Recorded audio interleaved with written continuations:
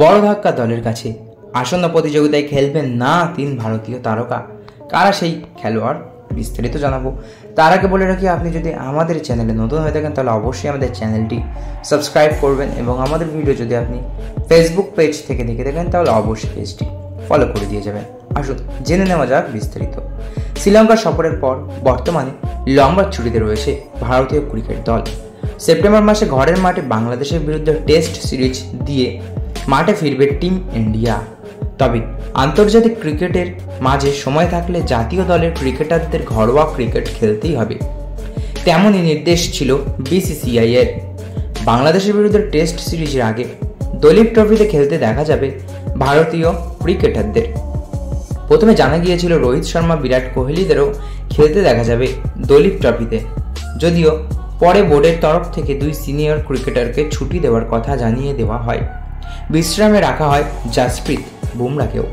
তবে এবার শুধু রোহিত, কোহলি, বুমরা নয়, আরও 3 ক্রিকেটারকে দেখা যাবে না আসন্ন দলীপ ট্রফিতে খেলতে। সেই 3 ক্রিকেটারের নাম হলো রবীন্দ্র জাদেজা, মোহাম্মদ সিরাজ এবং উমরান মালিক। সিরাজ এবং উমরান মালিক অসুস্থতার কারণে প্রতিযোগিতা থেকে নাম তুলে নেওয়ার সিদ্ধান্ত নিয়েছিলেন। তবে রবীন্দ্র জাদেজা কোন কারণে খেলবেন না তা এখনও জানা যায়নি।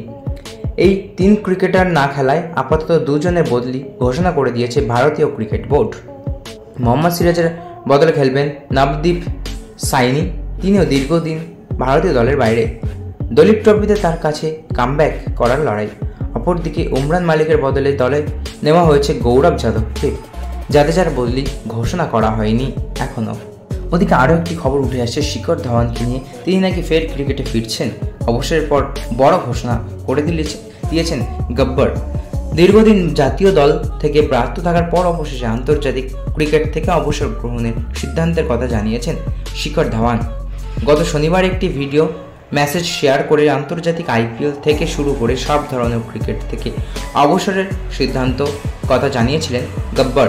তবে অবসর গ্রহণের সিদ্ধান্তের পর বেশি সময় অতিবাহিত হয়নি, ফের মাঠে ফেরার সিদ্ধান্তের কথা জানিয়ে দিলেন টিম ইন্ডিয়ার প্রাক্তন তারকা ওপেনার।